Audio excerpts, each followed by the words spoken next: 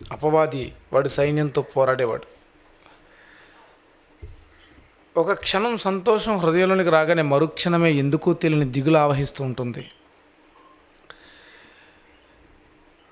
దేవునితో నేను కొనసాగుతున్నాను, పరిశుద్ధంగా జీవించగలుగుతున్నాను అన్న కాసేపటికే మరల ఏదో పాపపు తలంపు వెంటాడుతుంది.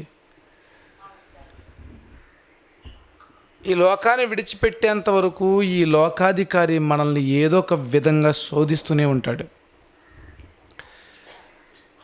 వాడు మనల్ని శోధించే ఆ శోధన వేళల్లో వేదన, బాధ, కన్నీరు, కష్టం, శ్రమ, ఇరుకు, ఇబ్బంది, చివరికి మరణం, వీటన్నిటి నుంచి కూడా దేవుడు మనల్ని కాపాడడానికి మనకి అనుగ్రహించిన ఒక అదృశ్య సహాయమే దేవదూతలు.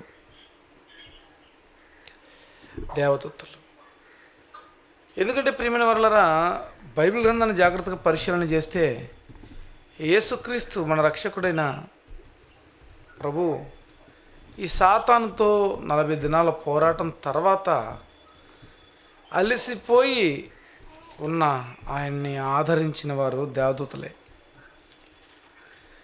లూకా సువార్త 4వ అధ్యాయం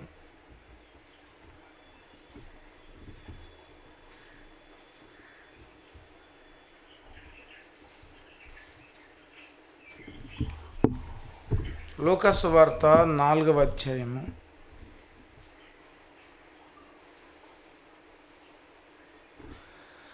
14వ వచనం చూడండి ఒకసారి.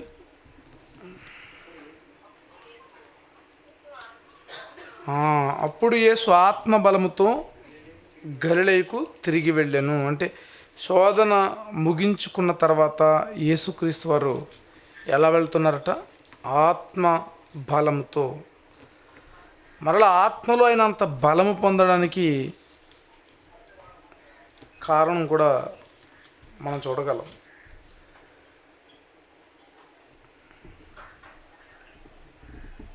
ఎందుకంటే మార్కు సువార్త 1వ అధ్యాయము 13వ వచనం చూడండి. మార్కు సువార్త 1వ అధ్యాయం 13. ఆయన సాతాను చేత శోధింపబడుచు అరణ్యంలో 40 దినములు అడవి మృగములతో కూడా ఉండిన, మరియు దేవదూతలు ఆయనకు పరిచర్య చేయుచుండిరి. అది విషయం. మన రక్షకుడైన యేసుక్రీస్తు వారే సాతానుతో యుద్ధం చేసిన దినాల్లో దేవదూతల చేత ఆయన ఓదార్పు, ఆదరణ, వారి సేవలు పొందుకునేవారు అన్నమాట. కానీ ఈరోజు మన జీవితాల విషయానికి వచ్చేసరికి మనకి శోధన ఉందని తెలుసు, వేదన ఉందని తెలుసు, అపవాది మన మీద దాడి చేస్తున్నాడని తెలుసు, అన్నీ తెలుసు. కానీ మనకు తెలియదల్లా ఒకటే, ప్రియమైన వారలారా, ఆ దేవదూతల సహాయాన్ని ఎలా పొందుకోవాలి. చూడండి, యేసుక్రీస్తు దేవదూతల సహాయాన్ని, వారి సేవను పొందుకున్నట్టుగా శోధన తర్వాత ఆయన ఆత్మబలంతో తిరిగి గలిలయకు వెళ్ళినట్టుగా లేఖనాలు చెబుతున్నాయి. అంటే ఆత్మలో మనం బలం పొందాలంటే శోధింపబడుతున్న వేళ మనకి దేవదూతల సహాయం ఎంతైనా అవసరం అన్నమాట. మన కంటికి కనిపించని అదృశ్య శక్తి స్వరూపాలు మనల్ని అపవాది దాడిలో బలి కాకుండా కాపాడతారు అన్న విషయం మనం గుర్తించాలి. మన జీవితాలు ఎంత వేదనకు గురవుతున్నా ఒక ధైర్యం మనల్ని ఎప్పుడు ఆవహిస్తుంది? ఇంతకంటే బలమైన వాళ్ళు నాకు ఉన్నారు అన్నప్పుడు వారే దేవదూతలు.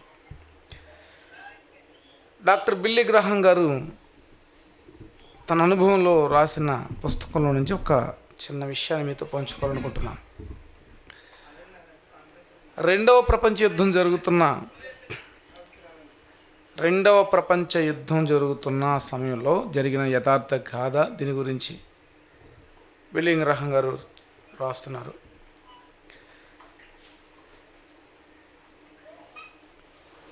రెండవ ప్రపంచ యుద్ధంలో పసిఫిక్ మహాసముద్రంలో ఎడ్రికెన్ బేకర్ అనే కెప్టెన్ చిక్కుల్లో పడ్డాడట. అంటే ఆ నావిక దళంలో ఒక ఓడ కెప్టెన్ చిక్కులు చిక్కుకున్నాడు. అతడికి ఓడ నడపడానికి ఇంధనం లేకపోయింది. పరిస్థితి చూడండి, సముద్రం మధ్యలో ఓడ ఆగిపోయింది. కొన్ని వారాల పాటు అతన్ని గురించి ఏ వార్త రాలేదు. అతడు అదృశ్యమైపోయాడని వార్తాపత్రికలు ప్రకటించాయి. దేశమంతటా వేల కొలది ప్రజలు అతన్ని గురించి ప్రార్థించారు. మేజర్ లాగాడియా గారు ఆ సమయంలో న్యూయార్క్ పట్టణంలో అందరూ తప్పిపోయిన కెప్టెన్ కోసం ప్రార్థించాలి అని ప్రకటన చేశారు. ఇంతలో కెప్టెన్ రానే వచ్చాడు. అతడు తన గాథంతా చెప్పుకున్నాడు. ఏం జరిగింది, ఇన్ని వారాలు ఏమైపోయారు, ఎలా బ్రతికారా పసిఫిక్ మహాసముద్రంలో, ఏ జీవి దొరకదే తినడానికి అన్నప్పుడు ఆయన చెప్తున్నాడు, నేను విపత్తులో ఉన్నప్పుడు ఎక్కడి నుంచో సముద్ర పక్షి వచ్చింది. నేను దాన్ని చంపాను. ఓడలో ఉన్న నావికులకు దాన్ని పంచిపెట్టాను. మేము దాన్నే భోజనంగా ఆరగించాం. మాకేమీ అవ్వలేదు. అది మాకెంతో రుచ్యంగా ఉంది. సముద్ర పక్షి మాకందరికీ భోజనం లేని సమయంలో ఆహారమై మా దగ్గరికి నడిచొచ్చింది అని చెప్పాడు. ఈ అనుభవం ద్వారా ఆయన క్రీస్తుని అంగీకరించాడు. అంతవరకు క్రీస్తుని అంగీకరించిన ఆయన తన మరణ పరిస్థితుల్లో, తన వారందరితో పాటు చనిపోవలసిన పరిస్థితిలో తన యొద్దకు వచ్చిన ఒక వింత పక్షి ద్వారా వారి బ్రతికి బట్టగట్టగలిగారు. అప్పటి వరకు దేవుడు అంటే నమ్మకం లేని ఈయన ఆ సంఘటన తర్వాత యేసుక్రీస్తుని అంగీకరించాడు. మమ్మల్ని కాపాడడానికి దేవుడే తన దూతను పంపాడు అని ఆయన సాక్ష్యం చెప్పాడు. చివరికి చనిపోయే పరిస్థితుల్లో ఏ విధమైన సేవలు అందిస్తున్నారో డాక్టర్ బిల్లీ గ్రాహం గారు ఈ సందర్భాన్ని రాశారు. అంటే దీన్ని బట్టి మనం అర్థం చేసుకోవాల్సిన విషయం చూడండి, నువ్వు ఏ శ్రమలో చిక్కుకున్నా, ఏ మరణాపాయంలో నీవున్నా, నీ కొరకు నియమించిన దూత నీకు కావలి ఉండి నిన్ను రక్షిస్తుంది. నీకు ఆహారం లేని వేళ ఆహారం ఆ దేవదూత తెస్తారు, లేదంటే తానే ఆహారంగా ఒక జీవ రూపంలో నీ కొరకు బలవుతారు. ఇవన్నీ జరిగిన యథార్థ గాథలు వార్తాపత్రికల్లో ముద్రింపబడినవి. అధికారులు సైతం వీటి గురించి ప్రస్తావించినవి. కానీ ఈ మట్టి మానవ లోకానికి అవి వింత కథలుగానే ఉండిపోయినవి. ఆకాశంలో ఏదో శాస్త్ర కనపడిందంటే మొత్తం ప్రపంచమంతా వింత జీవులు ఉన్నాయి, గ్రహాల్లో జీవులు ఉన్నాయి, గ్రహాంతర వాసులు ఉన్నారు అని ఎన్నో కథలు, కథనాలు ఎన్నో ఉన్నారో లేరో తెలియని, ఎప్పుడు ఎవరో చూడని వారు ఉన్నారు అంటూ ప్రజలంతా నమ్ముతున్నారు. నిజంగా ఉండి నమ్మిన వారందరినీ కాపాడడానికి ఎల్లప్పుడూ సిద్ధంగా ఉండి తక్షణమే రావాల్సిన సమయంలో వచ్చి తన వారిని కాపాడుకుంటున్న దేవదూతల గురించి మాత్రం ఏ ఒక్కరూ మాట్లాడరు. ఎవరికి పెద్దగా పట్టదు. అది చచ్చిపోవలసినాడు ఎలా బ్రతకమంటే అదృష్టం అంటాడు. అదృష్టం కాదు, ఆ క్షణం నిన్ను ఎత్తిపట్టుకున్న దేవదూతల కష్టం. అదృష్టమా దేవదూతల కష్టమా? నీ మార్గములన్నింటిలో నిన్ను కాపాడుకైన తన దూతలకు ఆజ్ఞాపించును. వారు నీ పాదములకు రాయి తగులకుండా తమ చేతుల మీద ఎత్తిపట్టుకుందరు అన్న లేఖనాలు చూడండి, ఎంత ఆదరణకరమైనవి. మన జీవితాల గురించి మనస్సులుగా ఆలోచించుకోవడానికి వీల్లేదు. బైబిల్లోనికి వెళదాం రండి ప్రియమైన వారలారా. ఈరోజు కూడా ఒక అద్భుతమైన వ్యక్తిని గురించి మనం ధ్యానం చేయబోతున్నాం. వారి భక్తి వెనక ఈ దేవదూతల హస్తం ఎంత బలంగా ఉందో మనకు అర్థమవుతుంటుంది. చూడండి, ఈ మధ్యాహ్న కాలం ఎండవేడిమి ఎక్కువగా ఉంది, మనకి ఎక్కువగా నిద్ర పట్టే అవకాశాలు ఉన్నాయి. ఇప్పుడు బయట అప్పుడప్పుడు చిన్నప్పుడు చందమామ కథలు అంటుంటాం, అలాగే ఇప్పుడు నేను చెప్పేవి కూడా కథలాగా అనిపిస్తుంటాయి మీకు. కానీ జీవ గ్రంథంలో నుంచి చెప్పబడుతున్న జీవము గల దేవుని మాటలు. దేవుడు మనల్ని ఆదరించడానికి ఇప్పుడున్న యుగాంతమందున్న మనము కూడా బుద్ధి నేర్చుకోవడానికి ఈ సంగతులన్నీ వ్రాయించారు అన్న సంగతి మర్చిపోవద్దు. అక్షరము సున్నైన పొల్లైన తప్పిపోకూడని మాటలు. జాగ్రత్తగా విందామా? చూడండి, అబ్రహాము గారు దేవదూత గురించి ఏ విధంగా పరిచయం ఇచ్చారు మనం విన్నాం. ఇస్సాకు గారి జీవితంలో అంటే ఆయనకు వివాహం చేయబడవలసిన రెబెక్కమ్మ గారిని తీసుకురావడంలో ఎలియాజరుకి దేవదూత ఎలా సహకరించారో చూస్తున్నాం. అలాగే యాకోబు గారి జీవితంలో కూడా ఏం జరిగిందో చూద్దాం. ఈరోజు మనం నేర్చుకుంటున్న మాటలు యాకోబు గారి గురించి. యాకోబు గారు కవల పిల్లలో ఒక బిడ్డ, ఏశావు యాకోబు, ఇద్దరు కవల వాళ్ళు. యాకోబు చిన్ననాటి నుంచి కూడా తల్లి చాటున ఉండేవాడు. వంటకాలు మాత్రం నేర్చుకున్నాడు, అన్నలాగా వేటాడలేడు. అయితే యాకోబు గారు అన్నను మోసగించాడు 2 సార్లు, మీకు తెలిసినవి ఇవన్నీ. ఇప్పుడు తల్లి మాటను బట్టి యాకోబుని దీవించి తన బంధువుల ఇంటికి పంపిస్తున్నారు. పద్దనరాము ఈయన ఒంటరిగా చేతికర్రతో బయలుదేరిపోయాడు. ఒక నిషీధి రాత్రిలో ఒక మైదానంలో ఒక రాయిని తలగడగా చేసుకుని నిద్రపోతున్నాడు.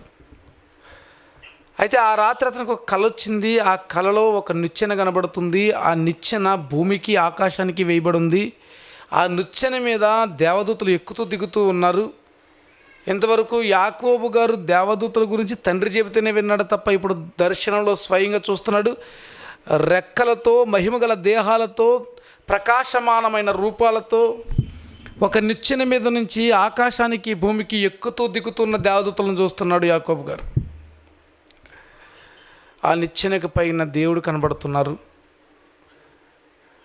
నిద్ర తెలిసి యాకోబు లేచి ఆ రాయిని నిలిపి దానికి అభిషేకం చేసి బేతేలు అని పేరు పెట్టాడు. అనగా దేవుని మందిరమే కానీ ఇది వేరొకటి కాదు అన్నాడు. ఆ స్వప్నంలోనే దేవుడు అతనితో మాట్లాడిన సందర్భాలు, నువ్వు ఎక్కడికి వెళ్ళినా నీ తోడొస్తాను, నిన్ను ఆశీర్వదిస్తాను, నిన్ను విడిచిపెట్టను అంటున్నాడు. మనకు తెలిసి 28వ అధ్యాయంలో జరిగిన సందర్భం ఆదికాండంలో ఉంది. అక్కడ యాకోబు గారు చూసిన ఇంతవరకు మనుషుల ముఖాలని చూశాడు. ఆయన తండ్రిని చూశాడు, తల్లిని చూశాడు, అన్నను చూశాడు, పనివారిని చూశాడు. కానీ మొట్టమొదటిసారి ఒక కటిక చీకట్లో, కాస్తైనా వెలుతురు లేని నిషీధిలో కళ్ళు మూసుకుని నిద్రపోతే కంటికి కనబడుతున్న ఒక పెద్ద సమూహము దేవదూతలు ప్రేమైన వల్ల దేవదూతలు. ఆశ్చర్యపోయాడు. ఇక దేవుని దీవెన పొందుకున్నాడు, ఆశీర్వదింపబడ్డాడు. ఆ రాత్రి నీతో కూడా ఉంటానన్నారు దేవుడు. ఇప్పుడు మామగారింటికి, లాబాను గారింటికి వెళ్ళాడు. కొద్ది రోజులు బాగానే ఉన్నాడు. తర్వాత మామ అడుగుతున్నాడు, ఎన్నాళ్ళు ఖాళీగా ఉంటావు, ఏం కావాలో చెప్పు, మందలను మెప్పు అనగానే వివాహం కావాలి, నీ కుమార్తెనిచ్చి పెళ్లి చేయాలి అన్నప్పుడు దానికి ఒప్పుకుంటాడు. ఆయన 7 సంవత్సరాలు కొలువు చేయించుకున్న తర్వాత కావాలన్నా కోరుకున్న, లాభాన్ని ఒప్పుకున్న కుమార్తెను కాక వేరు కుమార్తెను పెద్దామనిచ్చి పెళ్లి చేస్తే దానికి మరలా ఆయన కాస్తంత రాద్ధాంతం చేస్తాడు. అయితే ఆయన మర్యాదల గురించి మాట్లాడతాడు. మామగారు చాలా మర్యాదస్తుడు, అలాంటి ఆయన ఎక్కువ తక్కువ మాట్లాడిన ప్రమాదమే. కాబట్టి మా దేశ మర్యాద అనగానే ఇక నోరు మూసుకుంటాడు ఈయన. మరి ఎలా మరి ఇప్పుడు నేనంటే ఏమీ పర్వాలేదు, ఇంకో 7 సంవత్సరాలు చెయ్యి, నీకు చిన్నామని కూడా ఇచ్చి పెళ్లి చేస్తానంటాడు. మామగారు మంచోడు, ముందే చిన్నామనిచ్చి పెళ్లి చేశాడు. మాట ప్రకారం 7 సంవత్సరాలు మాత్రం తొక్కిపెట్టి పని చేయించుకున్నాడు. అయితే ఏంటి, ఒక అమ్మాయి కోసం పెళ్లి చేసుకోవడానికి వెళ్ళి ఎంతలా చిక్కుబడిపోయాడు అంటే, వీళ్ళ తాతగారు చాలా తెలివైనడు. ఆయన మాట మనం ఆలోచించగలిగితే ఎలియాజరుతో చెబుతాడు, అక్కడి నుంచి కుమార్తెను నా కొడుక్కి నువ్వు తీసుకురావాలి తప్ప అక్కడికి నా కుమారుని తీసుకెళ్ళావు గాక, ఎందుకంటే మామూలు వాళ్ళు కాదు, అవసరమైతే అక్కడ ఇట్టు పెట్టేస్తారు నానికి తెలుసు పాపం పెద్ద ఆయనకి. కానీ ఇస్సాకు గారు వెళ్ళలేదు కాబట్టి అక్కడికి, భార్య అక్కడి నుంచే తీసుకురాబడింది కాబట్టి అక్కడ పరిస్థితులు ఏంటి నీకు తెలియవు బహుశా. కాబట్టి కొడుకును అనుకోకుండా పంపించేశాడు ఆయన. లేకపోతే పనుడినే పంపించి మరలా కొడుకు కూడా భార్యను తీసుకొద్దుడేమో. అప్పుడు ఒకతే భార్య ఉన్న యాకోబు గారికి, మనం చదువుకునేదంతా వేరేగా ఉన్నాం.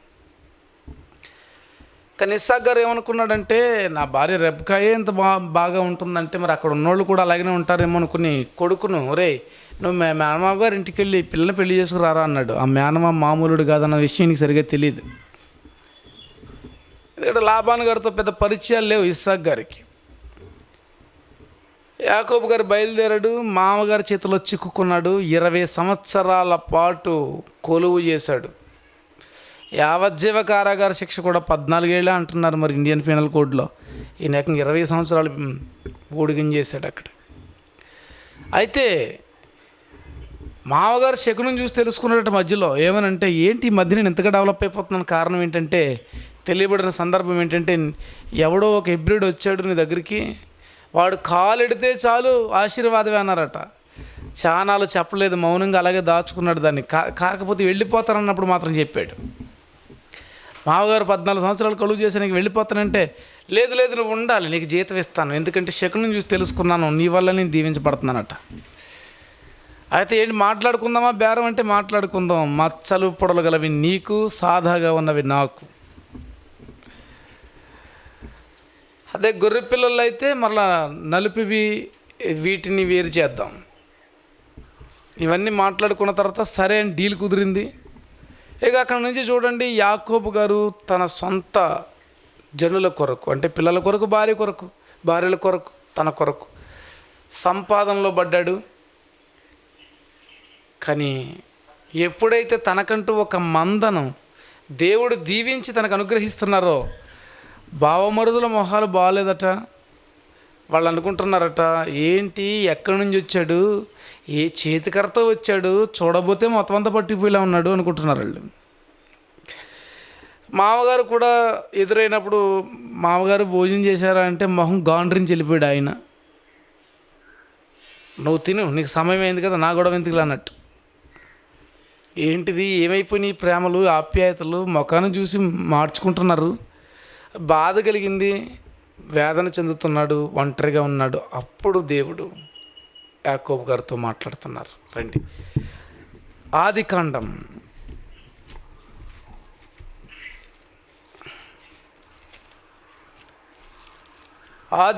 31వ అధ్యాయం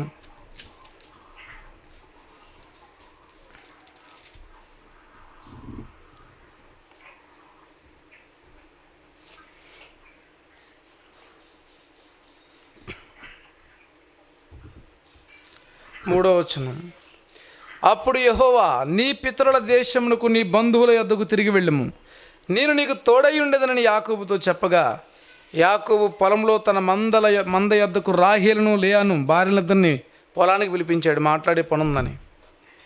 సాయంత్రానికి ఇంటికి వచ్చి మాట్లాడతారు కదంటే, కాదు ఇది అర్జెంట్ మీటింగ్.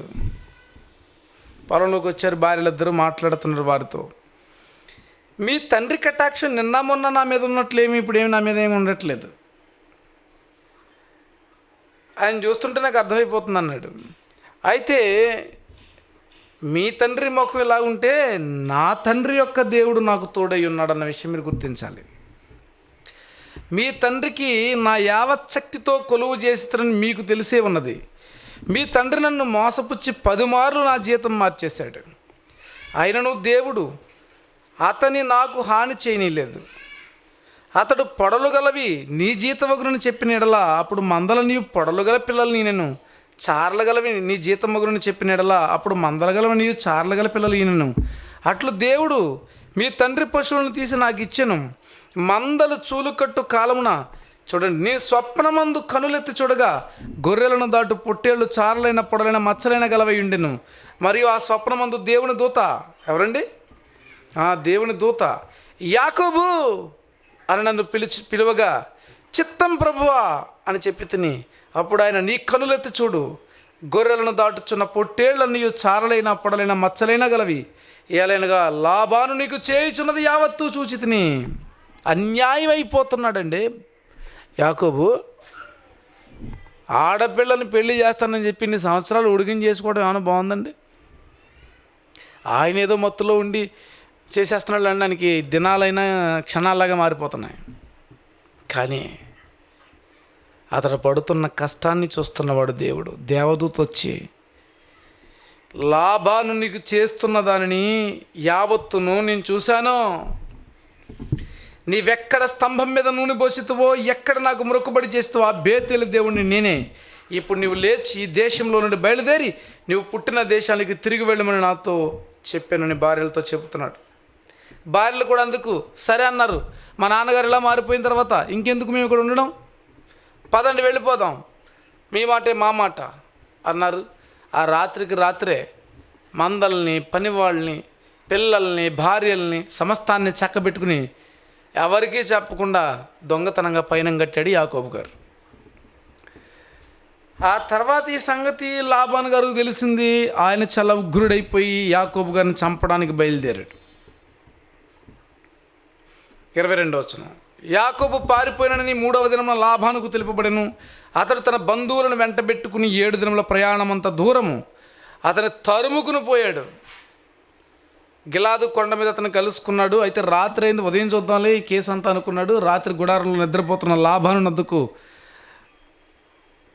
దేవుడు స్వప్నమందు వచ్చి మాట్లాడుతున్న మాట ఏంటంటే, నీవు యాకోబుతో మంచిగాని చెడ్డగాని పలకకు, జాగ్రత్త సుమి. దేవుని దూత రాత్రి లాబానును హెచ్చరించారు. అంటే చూడండి, దేవుడు మనల్ని కాపాడేటప్పుడు మనకి మార్గాన్ని చూపిస్తూ మన శత్రువులైన వారిని మన జోలికి రాకుండా చేస్తూ కూడా ఉంటారన్నమాట. మన శత్రువు నుంచి మనకి ఎలాంటి హాని కలగకుండా ఆయన అడ్డుపడతాడు. నిజంగా అక్కడ ఆ దేవదూత ఈ యాకోబుకు సహాయం చేయకపోతే, నిజంగా ఆ లాబాను గారితో మాట్లాడకపోతే ఈ యాకోబుకు చరిత్రే లేదండి. చూడండి, ఇదిలా జరుగుతుండగా ఇక లాబాను ఏమీ మాట్లాడక అల్లుడు గారిని ప్రేమతో సాగనంపితే వారంతా తిరిగి వచ్చేస్తున్నప్పుడు మరో పెద్ద ప్రమాదం ఈయన గుర్తొచ్చింది. అన్నను మోసగించి వచ్చాడు. అన్న బయలుదేరాడు 400 మందితో, కత్తులు కటారాలతో. ఇప్పుడు మరలా మరణం ముంచుకొస్తుంది. ఇలాంటి పరిస్థితుల్లో దేవుడు అతన్ని ఆదరించడానికి మరలా చూపించిన సూచనే దేవదూతలు. ఆదికాండం 32వ అధ్యాయము 1వ వచనం, యాకోబు తన త్రోవను వెళ్ళుచుండగా దేవదూతలు అతన్ని ఎదుర్కొనిరి. యాకోబు వారిని చూచి ఇది దేవుని సేన, దేవసేన అంటున్నాడు అని చెప్పి ఆ చోటికి మహనీయం అని పేరు పెట్టాడు. చూసారా, నీ సేన కూడా బ్రతికే ఉంటుంది, ఎందుకంటే మాది ఒక సేన అన్నట్టుగా దేవదూతలు ఒక తెలియని కోడ్ భాషను ఒకటి యాకోబు హృదయంలో పెట్టారనమాట. భయం లేదు నీకు, నీకు తోడై ఉన్నాడు దేవుడు. మమ్మల్ని చూడు, మేము దేవుని సైన్యం, నీవు కూడా దేవుని సైన్యంగా మారబోతున్నావు. తర్వాత ఎంతగానో ప్రార్థన చేశాడు యాకోబు గారు, దేవుని కృపను కోరుకున్నాడు. ఆయన చేసిన తప్పులను బట్టి ఎంతగానో పశ్చాత్తాపడ్డాడు. ఇక రాత్రి వేళ జరిగింది ఏంటి అంటే 22వ వచనం, ఆ రాత్రి అతడు లేచి తన 2 భార్యలను, తన 2 దాసీలను, తన 11 మంది పిల్లలను తీసుకుని యబ్బోకు రేవు దాటిపోయాను. యాకోబు వారిని తీసుకుని ఆ ఏరు దాటించి తనకు కలిగినదంతయు పంపివేశాను. యాకోబు ఒక్కడే మిగిలిపోయాడు. ఒక నరుడు తెల్లవారు వరకు అతనితో పెనుగులాడెను. తాను అతని గెలవకుండా చూచి తొడగూటి మీద అతన్ని కొట్టెను. అప్పుడు అతడు ఆయనతో పెనుగులాట వలన యాకోబు తొడగూడు వసిలెను. తెల్లవారుతుంది, నన్ను పోనిమ్మని ఆయన అంటుంటే, నన్ను ఆశీర్వదించితేనే కానీ పోనివ్వనన్నాడు. నీ పేరేంటంటే యాకోబు అన్నాడు. అయితే నీవు దేవునితోనూ మనుషులతోనూ పోరాడి గెలిచితివి కనుక ఇక మీదట నీ పేరు ఇశ్రాయేలే కానీ యాకోబు అనబడదని చెప్పాడు. నీ పేరేంటని అడుగుతున్నాడు యాకోబు గారు ఆ వచ్చిన ఆయన్ని. ఎందు నిమిత్తం నా పేరు అడుగుతివి అని కోప్పడిపోయాడు ఆయన. ఆ తర్వాత చూడండి, నేను ముఖాముఖిగా దేవుని చూచి తిని ఆయనను నా ప్రాణం దక్కిందని ఆ స్థలానికి పెనుయేలు అని పేరు పెట్టాడు. దేవుని ముఖమట పెనుయేలు అంటే. అయితే నిజానికి అక్కడ యాకోబు గారు ఎవరితో పోరాడారో హోషేయ గ్రంథంలో హోషేయ గారు చెప్తున్నారు. ఒకసారి చూడగలరా? హోషేయ గ్రంథం 12వ అధ్యాయం. హోషేయ గ్రంథము 12వ అధ్యాయం 3వ వచనం. తల్లి గర్భమందు యాకోబు తన సహోదరుని మడిమెను పట్టుకుని మగసిరి గలవాడై అతడు దేవునితో పోరాడను. అంటే అతడు దూతతో పోరాడి జయమందను. ఎవరట? దూత. ఆ పోరాటం ఎలా ఉందో తెలుసండి. అతడు కన్నీరు విడిచి అతను బతిమాలేను. అది పోరాటం అంటే ఏదో యుద్ధం చేసేసాడు, మళ్ళీ యుద్ధం చేసేసాడు, దేవదూతను కూడా కథలకుండా చేసేసాడని కాదు. దేవదూతను ఆపడమే. ఆయన ఒక మొట్టికాయ వేస్తేనే 1,85,000 మంది చేస్తే యాకోబు గారు పరిస్థితి ఏమైపోవాలి? కాకపోతే ప్రార్థనలో పోరాడి వెళ్ళనివ్వటం లేదు. ఇప్పుడు ఆ దేవదూత అతన్ని దీవించగా ఇశ్రాయేలుగా పేరు మారింది. మోసగాడు జనములకు తండ్రి అయ్యాడు. అంటే చూడండి, ఈ భక్తిని జీవితంలో దేవదూతలు ఎంతగా ఆయన జీవితంలో తారసపడుతున్నారు. ఎలాగింతటి గొప్పవాడయ్యాడు. అందుకే ఆయన కూడా విట్నెస్ ఇస్తూ ఒక మంచి మాట అంటాడు. తర్వాత యోసేపు గారు ఐగుప్తు దేశంలో ఉంటారనే విషయం తెలుసుకున్నాడు. అతను పంపించిన బండ్లను చూసి నమ్మాడు. తిరిగి తన కుమారుడిని యోసేపు గారి దగ్గరికి వెళ్ళిపోయాడు. ఆ తర్వాత వృద్ధాప్యులకు వచ్చేసాడు. ఇక ఆయన చనిపోకముందే తన 2 కొడుకుల్ని దీవించమని తండ్రిని అడుగుదామని యోసేపు గారు మనసే ఎఫ్రాయిములను తీసుకుని యాకోబు గారి దగ్గరికి వెళ్ళాడు. అప్పుడు ఆయన దీవిస్తూ చెప్తున్న ఒక అద్భుతమైన మాట చూడండి. 48వ అధ్యాయం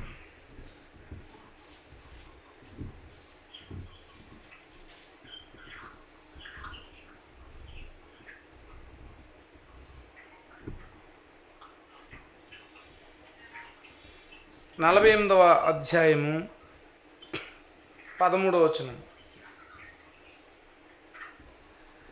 తరువాత యోసేపు ఇశ్రాయేలు ఎడమ చేత్తట్టున్న తన కుడి చేత ఎఫ్రాయిమును, ఇశ్రాయేలు కుడి చేత్తట్టున్న తన ఎడమ చేత మనస్సేను పట్టుకుని వారినిద్దరిని అతని దగ్గరకు తీసుకుని వచ్చాను. మనస్సే పెద్దవాడైనందున ఇశ్రాయేలు తన చేతులను యుక్తిగా చాచి చిన్నవాడైన ఎఫ్రాయిము తల మీద తన కుడి చేతిని, మనస్సే తల మీద తన ఎడమ చేతిని ఉంచెను. అతడు యోసేపును దీవించి, నా పితరులైన అబ్రహాము ఇస్సాకులు ఎవరి ఎదుట నడుచుచుండిరో ఆ దేవుడు, నేను పుట్టింది మొదలుకుని నేటి వరకు ఎవడు నన్ను పోషించెనో ఆ దేవుడు, అనగా సమస్తమైన కీడుల్లో నుండి నన్ను తప్పించిన దూత ఈ పిల్లలను కూడా ఆశీర్వదించునుగాక.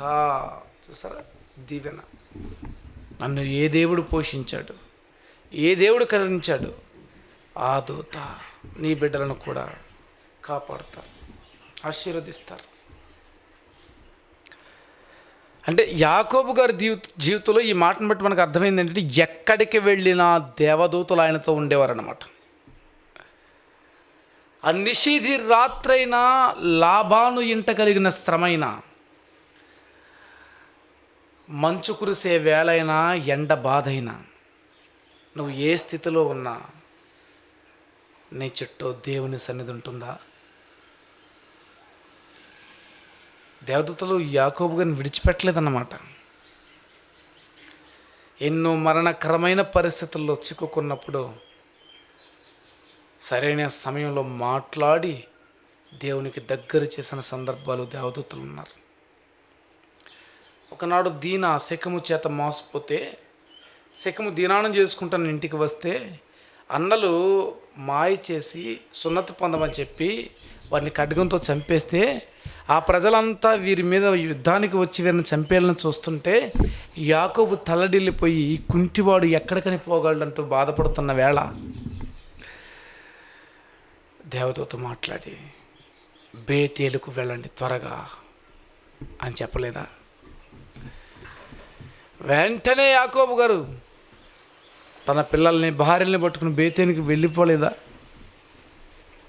ఎక్కడికి వెళ్ళాలో చెప్పేవి దేవదూతలే కదండి, దేవుని చిత్తాన్ని బట్టి. ఇవన్నీ ఆలోచిస్తుంటే మనకు అర్థమవలసిన విషయం ఏంటంటే, ఏం జీవితాలండి, ఎంత అద్భుతం అండి. ఎలా బ్రతకగలిగారండి ఆ శ్రమల్లో వాళ్ళు? ఆదరణ, దేవదూతల ఆదరణ. దేవుడు తన దూతను పంపి వారిని కాపాడెను. అద్భుతమైన మాట. ఇప్పటికే ఎన్నో మార్లు మీరు నేను కూడా కాపాడబడ్డాం, కానీ దేవదూతలు కాపాడిన విషయం మనకు తెలీదు. అదృష్టం చేత కాపాడబడ్డాం అనుకుంటుంటాం. అదృష్టం కాదు, అదృశ్య దేవదూతల హస్తం. చూడండి, ఈ మాటలు మీరు లోతుగా కనుక ఆలకిస్తుంటే ఏ చిన్న అపరాధం మన జీవితాల్లో జరగడానికనే భయం వేస్తుంది ప్రియమైన వాళ్ళు. ఎందుకంటే మన చుట్టూ ఒక అదృశ్య సైన్యం మనల్ని కనిపెట్టుకుని చూస్తుంది. సిగ్గుపడిపోతాం. ఏదైనా ఒక నీచ కార్యం చేయాలంటే సిగ్గుపడిపోతాం. రేపు పొద్దున వాళ్ళే సాక్ష్యం చెబుతారు. వాళ్ళకి ఎలా తెలుసు అంటారా? నిన్ను కనిపెట్టుకుని చూస్తున్నారు. మనం జ్ఞానంతో మెలకుతో ఉండాలి. ఏమంటే చూడండి, ప్రజలందరిలోనూ ఎలా పడితే అలా ఉంటామా? మనం అలా ఉండం. ఎంతో జాగ్రత్తగా ఉంటాం. అందరూ చూస్తున్నప్పుడు ఎక్కడ లేని భక్తి మనకు వచ్చేస్తుంటుంది. ఏ పాపకార్యం చేయలేం, 10 మందికి నీతులు చెబుతుంటాం. మరి నీ చుట్టూ ఉన్నారు, నీ చుట్టూ చూస్తున్నారు, నువ్వు ఎలా ఉన్నావు, నేను ఎలాగున్నాను. శోధన వేదన బాధల్లో మనల్ని ఆదుకునేవారు దేవదూతలు. ఏ పరిస్థితుల్లోనైనా నిన్ను విడిచిపెట్టరు. నీ సమాచారాన్ని పరలోకానికి మోసుకుపోతారు వాళ్ళు. అందుకే మహాజ్ఞాని అయిన సొలొమోను గారు ఒక మాట అంటారు. అది నిజానికి ఈ లోక సంబంధమైన మనం అనుకుంటాం, కానీ దాంట్లో ఒక ఆధ్యాత్మిక కోణం ఉంది. చూద్దామా? ప్రసంగి గ్రంథం 10వ అధ్యాయం. ప్రసంగి గ్రంథము 10వ అధ్యాయము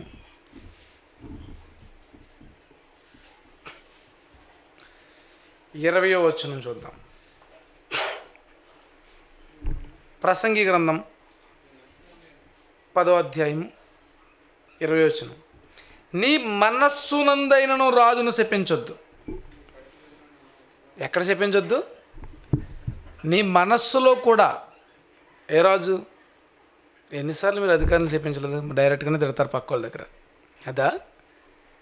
నీ దేవుణ్ణి, నీ ప్రభువును, నీ బాధ్యతను స్వీకరించిన నిన్ను ఏలుతున్నవాణ్ణి, నీ రక్షణకర్తను, నీ ఆశ్రయ దుర్గమును నువ్వు మనస్సులో కూడా ఏమనుకోకు.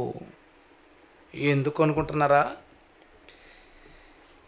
నీ పడక గదిలోనైనా ఐశ్వర్యవంతులు శపించొద్దు. ఎవరు ఐశ్వర్యవంతులు? ఈ లోకంలో బిల్ గేట్స్ ఆలోనా? ఐశ్వర్యవంతులు క్రీస్తు యొక్క రక్షణలో పాలివారై మనకంటే ముందు వెళ్ళిపోయిన, ఈ కాలంలో మనకంటే ఉన్నతంగా బ్రతుకుతున్నవారు ఐశ్వర్యవంతులు. వాళ్ళు క్రీస్తు ఐశ్వర్యవంతుడు. ఆయన తన దారిద్ర్యము చేత, తన ఐశ్వర్యం చేత మనల్ని ఐశ్వర్యం తాను దారిద్ర్యుడు మారిపోయాడని లేఖనం చెబుతుంది కదా. అంటే ఐశ్వర్యవంతులు అంటే ఎవరంటే క్రీస్తుని కలిగి ఉన్న వాళ్ళు అన్నమాట. యథార్థంగా దేవుని కోసం బ్రతికేవారు. వారిని నువ్వు శపించొద్దు. ఎందుకు? నువ్వు రాజుని కానీ ఈ ధనవంతులు కానీ ఎందుకు శపించకూడదంటే, ఆకాశ పక్షులు సమాచారం కొనిపోతాయి. ఎక్కడికి? ఆకాశ పక్షులు అన్నాడు కదా అని పావురాలు అలాగే పట్టుకుపోతూ ఉండేవండి కాలికి లెటర్లు కడితేనే అంటున్నారు చాలామంది. కింద చెబుతూ అంటాడు కదా, రెక్కలు గలది సంగతి తెలుపుతుందట, సంగతి చెప్పేస్తుందట. ఏంటా రెక్కలు గలది? దేవదూతలు నిన్ను ఆవరించున్నారు. నీ సంగతి అంతా చెప్పేస్తారు అక్కడ. నీ సంగతి అంతా పరలోకంలో చెప్పేస్తారు. ఇప్పటికే ఎన్నిసార్లు చెప్పేశారు మన కోసం, మనకు తెలియదు కదా. మనకు వాళ్ళు కనబడితే జాగ్రత్తగా మసులుకుందాం. అబ్బో ఇక్కడ 4 దేవదూతలు ఉన్నారు, ఈ కాసేపు జాగ్రత్తగా ఉంటే మంచిది అనుకుందాం. మరి వాళ్ళు మనకు కనపడరు, అది విచిత్రం. మనం మాత్రం వాళ్ళకి ఎప్పుడు కనబడుతూనే ఉంటాం. మన విషయాలన్నీ పర్యవేక్షిస్తూ దేవుని యొద్దకు చేరవేస్తుంటారు. నీ మనసులో ఉన్నాయి కూడా చేరేసేస్తారు వాళ్ళు. ఉత్తరం పోస్ట్ చేయకపోయినా ఆయన దగ్గరికి వెళ్ళిపోతుంది. అది విషయం. ఇప్పుడు నీ మనసులో ఏముంది, నా మనసులో ఏముంది అంటే, రాత్రి నా మనసుకు గొప్ప శోధన కలిగింది. ఏదో ఒక పాత ఆలోచనలోనికి సాతాను నన్ను తీసుకెళ్ళిపోయాడు. నీవు ఈరోజు అయిపోతే సేవకుడు అయిపోయావు, కానీ నీ పాత జీవితంలో నువ్వు చూసుకుంటే అసలు నువ్వు ఎలాంటి వాడు అసలు తెలుసా నీకు అన్నట్టుగా అర్ధరాత్రి మొదలుపెట్టాడు యుద్ధం నాతోటి. చాలా వేదనకు గురైపోయాను ప్రేమిన వల్లరా. రాత్రి చాలాసేపు నిద్రలేదు. కానీ అంతలోనే ఒక తెలియని ఆదరణ, ఎవరో నన్ను ఆదరిస్తున్నట్టుగా అనిపించింది. ఉదయానికి సంతోషంగా ఉన్నాను నేను. రాత్రి ఏమైపోతానని భయపడ్డాను. ఉదయానికి సంతోషంగా ఉన్నాను. దేవునికి మరలా కృతజ్ఞతలు చెల్లించుకున్నాను. ఆయన చల్లని హస్తాలు నన్ను మరలా ఆదరించి స్వయంగా తెలుసుకున్నాను నేను. రాత్రి గొప్ప శోధన మరలా నా జీవితంలో గతాన్ని తవ్వుకుంటూ, నన్ను వారన్యాయం చేశారు, వీరన్యాయం చేశారు, వాళ్ళు మోసం చేశారు, వీళ్ళ మోసం చేశారని నాకు నేనే మెప్పించుకుంటూ ఎదుటివారిని బాధ పెట్టే మనస్తత్వంలోనికి వెళ్ళిపోయాను నేను. గొప్ప శోధనలో అపవాది నన్ను పడేశాడు. అలాంటి సమయాల్లో నిద్ర మన కన్నులకు కరువైపోతుంటుంది. ఎందుకంటే ఆ రాత్రే మన భక్తిని అంతా హరించేయాలని, మన విశ్వాసాన్ని మృంగేయాలని, తెల్లారేసరికి మనం భ్రష్టులుగా మార్చేయాలని, దేవుని పనికి రాకుండా చేయాలని అపవాది దాడి చేస్తుంటాడు. అలాంటి తరుణంలో దేవుడు మన కొరకు సహాయం అందిస్తుంటారు. దానియేలు అంతటి మహానుభావుడు ప్రార్థన చేస్తుంటే సాతాను గాబ్రియేలును రాకుండా అడ్డుకుంటుంటే, మిఖాయేలు వచ్చి యుద్ధం చేస్తుంటే గాబ్రియేలు త్వరగా వచ్చి సంగతి చెప్పి మరల వెళ్ళిపోతుంటే, ఇదంతా జరిగేదే కదా మన మానవ జీవితంలో అనిపిస్తుంటుంది ప్రేమిన వల్ల. ఏది అబద్ధమని చెప్పగలం చెప్పండి? మీరు ఇప్పుడు భక్తిలో ఉన్నారనడం అబద్ధమా? భక్తిలో ఉన్న మీ కొరకు దేవదూతలు పొంచి ఉన్నారనడం అబద్ధమా? ఇప్పటికీ ఎన్నోసార్లు మిమ్మల్ని వారు రక్షించారనడం అబద్ధమా? ఎప్పటికీ మీ కొరకు ఎంతో ఆశగా ఎదురు చూస్తారనడం అబద్ధమా? కానీ మీరు తప్పిపోయినప్పుడు ఆ సంగతిని దేవునికి చెప్పి ఇక మీ వద్దకు రాకుండా మిమ్మల్ని మీ మానాన్ని విడిచిపెట్టేస్తే మీరు ప్రమాదంలో చిక్కుకుంటున్నారంటడం అబద్ధమా? ఇవన్నీ సత్యాలు, నిజాలు. ఎవడు అందరూ చాలామంది నమ్ముకుంటున్నారు దేవుడిని, కానీ ఇవన్నీ తెలియక తమ ఇష్టానుసారమైన జీవితాన్ని జీవించి సహాయాన్ని పొందుకోలేక చివరికి భ్రష్టులైపోతున్నారు. మీరు నేను అలా కాకూడదనే దేవుడి సంగతులని మనతో పంచుకుంటున్నారు ప్రేమిన వల్ల. ఎంత ప్రేమ అండి ఆయనకి. ఇప్పుడు ఎందుకు చెప్పాలి మనకి దేవదూతల గురించి? మనల్ని అప్రమత్తం చేస్తున్నాడు. మనం ఏదో ప్రమాదం గురించి ఆలోచన చేస్తున్నాం, కానీ అలాంటి ప్రమాదాలు ఎన్నో మన జీవితంలో గడిచిపోయినాయి. ఇంకా రానున్న అన్ని ప్రమాదాలలో కూడా మనల్ని ఆదరించి మనల్ని కాపాడడానికి దేవుడు మన కొరకు నియమించిన వారే దేవదూతలు. ఆదరిస్తారు. చేతికర్ర చేతబట్టి వెళ్ళిపోయిన యాకోబు గారిని మనుషులు మోసగించారు, కానీ దేవదూతలు ఆదరించలేదా? యాకోబు, నీ మామ లాభానునికి చేసిందంతా చూశానయ్యా, అందుకే నేను దీవిస్తున్నాను. చూసావా, నీ మామ నీకు మందలో ఏది దక్కకూడదని మందను దాటే ఆ పశువుల్లో మగవాటిని దూరం చేసేసాడు, మచ్చలు పొడలు లేకుండా చేశాడు. కానీ నువ్వు స్వప్నంలో చూడు, ఆ దాడుతున్నవి మచ్చలు కలిగినవే. అదేంటోనండి, స్వప్నంలో చూసింది రియల్గా జరిగింది. సాదాసీదా మందలో నుంచి మచ్చలు గలవి పుట్టుకొచ్చినాయి. చాలా ఆశ్చర్యం, చాలా అద్భుతం. నీకెవరిని ఎంత న్యాయం చేసినా నీ ప్రభు కృప నీకు తోడున్నంతకాలం, నీ కొరకు నియమింపబడిన దేవదూతలు నిన్ను తేరి చూస్తున్నంతకాలం నువ్వు పాడైపోవు, నువ్వు లేవనెత్తబడతావు. నీ వారే నీకు విరోధులైపోయినా, సొంత అన్నే నిన్ను చంపడానికి 400 మందిని వెంట పెట్టుకుని వస్తున్నా, సొంత మామ నిన్ను తన యొద్దనే పనివాడిగా ఉంచుకుందాం అనుకుంటున్నా. పరిస్థితులు ఏవైనా, నీ కన్నబిడ్డలు నీ మీదకి మరణాన్ని తీసుకొచ్చినా, జీవితాలు పతనం అవుతున్నా, అన్నిటా నిన్ను లేవనెత్తి నిన్ను కాపాడడానికి దేవుడు తన దూతలను పంపించారు. యెహోవా యందు భయభక్తులు గలవారి చుట్టూ ఆయన దూత కావలి ఉండి వారిని రక్షించును. కావలి అంటే కాపలా. నువ్వు నిద్రపోతుంటావు, నిన్ను పుట్టించి నిన్ను కాపాడుతూ నిన్ను తన అరచేతుల్లో చిక్కుకున్న దేవుడు నిద్రపోడు. నిద్రపోని దేవునికి, నిద్రపోతున్న నీకు మధ్యలో నిద్రపోకుండా నిన్ను కాపాడడానికి ఏర్పరచబడ్డవారే దేవదూతలు. వారు నిద్రపోరు.